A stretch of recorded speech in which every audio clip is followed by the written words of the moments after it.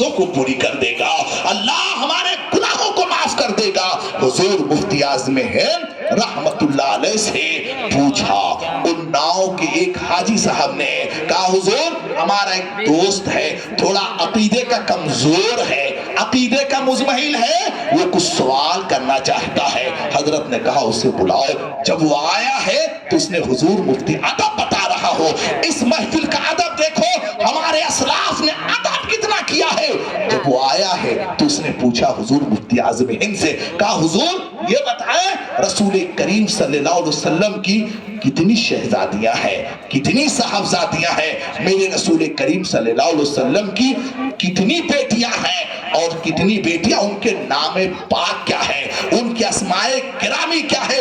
جیسے اس سائل نے سوال کیا ہے، حضور مفتی اعظم ہند رحمت اللہ علیہ شہزادہ اعلیٰ حضرت اٹھ گئے۔ اٹھنے کے بعد آپ نے دروازہ کھولا اور اندر چلے گئے۔ جب اندر چلے گئے تو آپ کا مرید پریشان ہو گیا، تجسس بڑھ گیا، پریشانی بڑھ گئی۔ اب جس سائل نے سوال کیا تھا اس نے مرید سے کہا یار یہ سوال کوئی ٹف تو تھا نہیں، بڑا معمولی سوال ہے، بڑا ہلکا سوال ہے، اور آپ کے پیر صاحب چلے گئے غالباً کتاب دیکھنے کے لیے۔ مرید نے بھی سوچا یہ سوال تو بڑا ہلکا ہے، یہ کوئی معمولی کوئی دقیق سوال تو ہے نہیں، حضرت عام آدمی بتا دے گا، لیکن حضرت اندر کیوں چلے گئے؟ اسی کشمکش میں دونوں شخص بیٹھے ہیں، ابھی 5 منٹ بھی نہیں گزرنے پایا تھا کہ حضور مفتی اعظم ہند حجرے سے باہر آئے۔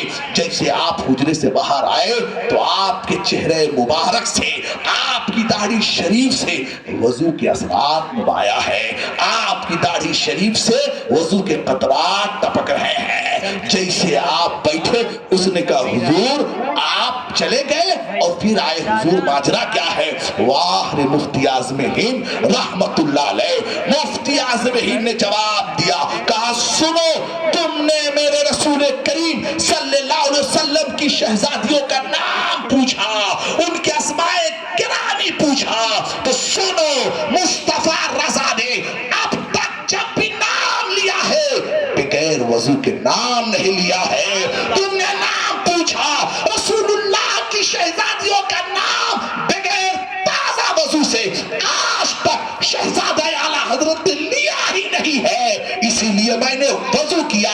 وضو کرنے کے بعد اب سنو میرے مصطفیٰ کی شہزادیوں کا نام کیا ہے۔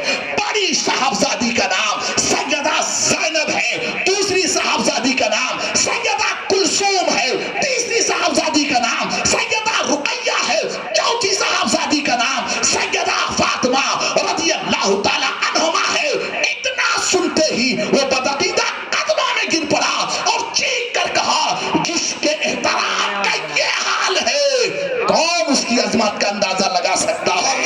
جس کے عظمت کا یہ حال ہے، یہ ہے احترام، یہ ہے مقام مصطفیٰ، یہ ہے شہزادی مصطفیٰ کا مقام۔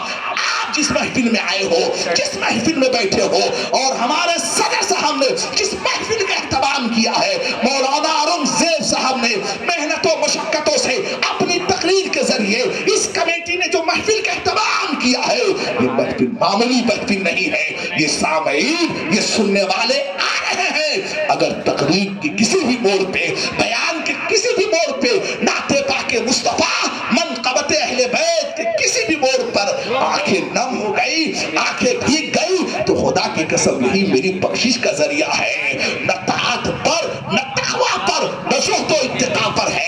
آج ہمارے پاس سجدے تو ہیں لیکن اس سجدوں میں خاکساری نہیں ہے، آنسو نہیں ہے۔ یہی وجہ ہے آج سجدے پہ روح، آج قیام پہ روح، عمل پہ روح، رونے والی آنکھیں مانگو۔ رونا سب کا کام نہیں، ذکر محبت عام ہے لیکن سوز محبت عام نہیں۔ آؤ ذرا رونا دیکھو۔